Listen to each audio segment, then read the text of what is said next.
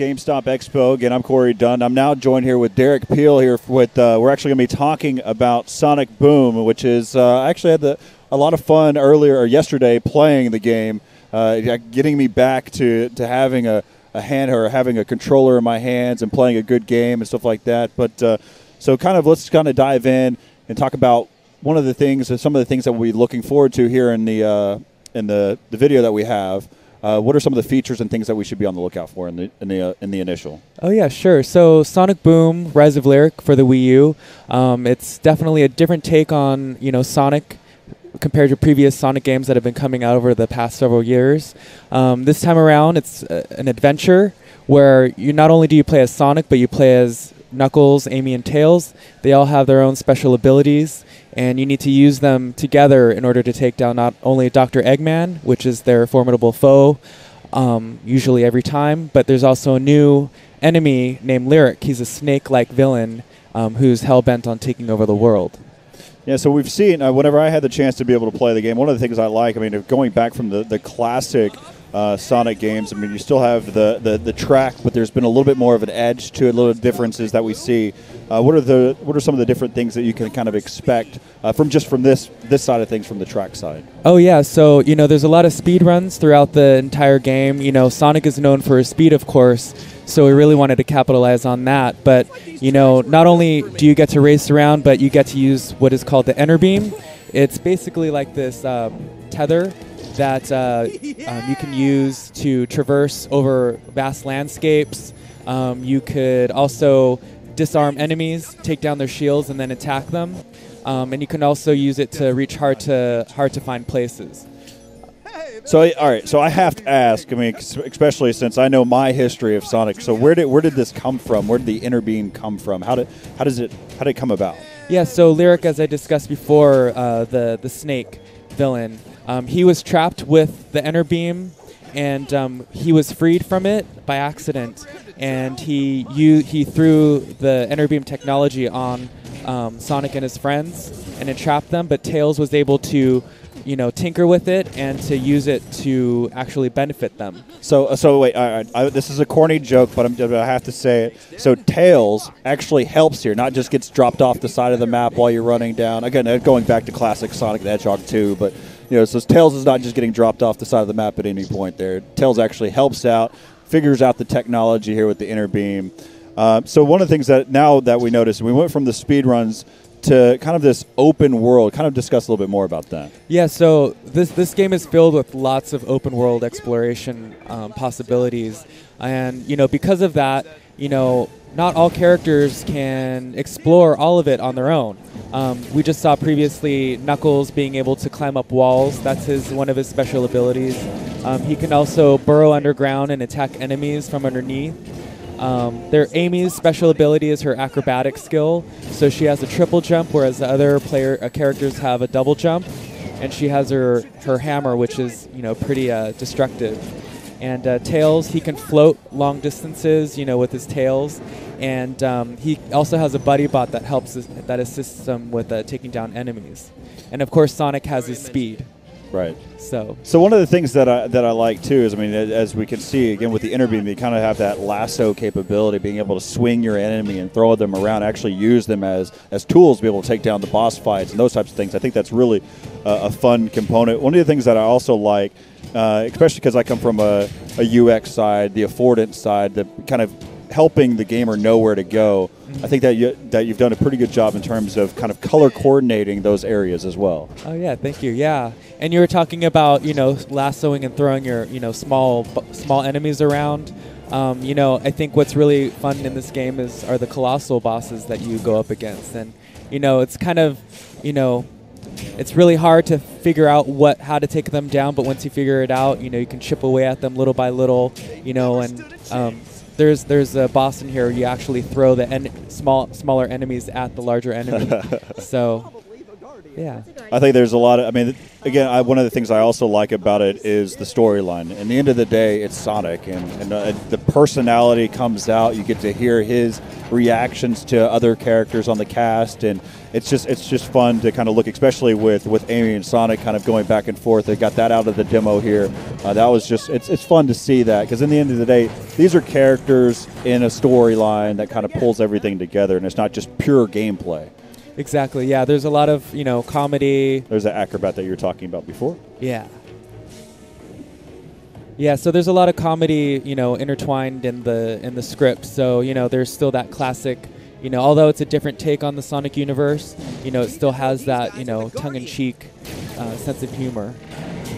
It's just so much fun to kind of get the chance to play. One of the things that I looked at too was with the Wii U controller. You actually there's different elements. How do you incorporate the new Wii U controller into it? Yeah, so there's things called shinies that you can collect throughout the environment, and you can actually hit a button, and on the gamepad screen you can move the gamepad screen around and find footsteps and a pirate X on the ground. Oh, nice. And then that's where you can find the shiny objects. It's also used as a secondary screen when you do two-player co-op in story mode. So somebody can jump in. The first player who's holding the gamepad can play using the screen on the gamepad, and the second player can use the main TV screen. Yeah, I love the feel of that kind of augmented reality where you can kind of move around and get the feel of everything that's happening. Of course, now you get to see Dr. Eggman there, the classic. There at the bitter end, but of course, it's fun to get the chance to go back and play Sonic, and you hit there on the speed run side of things, what we know Sonic is all about in that classic, but then bringing us into this whole new open world, and the chance that you mentioned that there's robot parts that you can kind of collect and turns into basically currency. What are some of the things that you can do with this currency or the robot parts there? Yeah, so all of your enemies are robots. So when you defeat them, you can actually get more robot parts from enemies if you do successful combo moves on them. And then what you do with them is that you collect them and you can use them for team upgrades. So you can give your characters more agility or a stronger hit point attack. Right. So yeah, there's a lot of upgrades to be had. So we had the chance to kind of look at what's possible there on the Wii U. Let's take a minute and just kind of look at what's possible there on the 3DS and what's different between what's been available there from Wii U to the 3DS here. Yeah, so Sonic Boom Shattered Crystal is the name of the Nintendo 3DS version, and it is a side-scrolling platform adventure. And, kind of similar to previous Nintendo 3DS games featuring Sonic. But this time around, the environments are actually built to be explored. So it's not just keep moving forward and then that's where you're going to end the level. You actually get to go back and forth to, find all the hidden items and explore all parts of the environment. And, all four characters have their own special abilities. As you saw, Sonic was able to air dash through a blue block. Tails, he can find, if you see a fan on the ground, you can change to Tails, and he can float up and reach hard-to-reach places. And then Knuckles, he has his brute force as well. And there's areas where he can actually burrow underground to, progress through the level.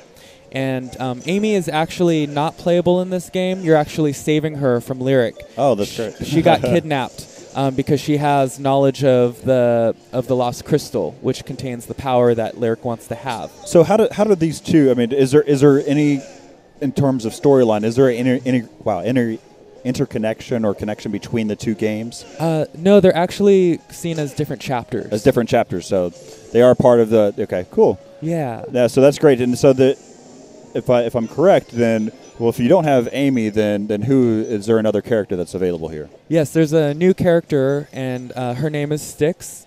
She's a badger, and she is armed with a boomerang.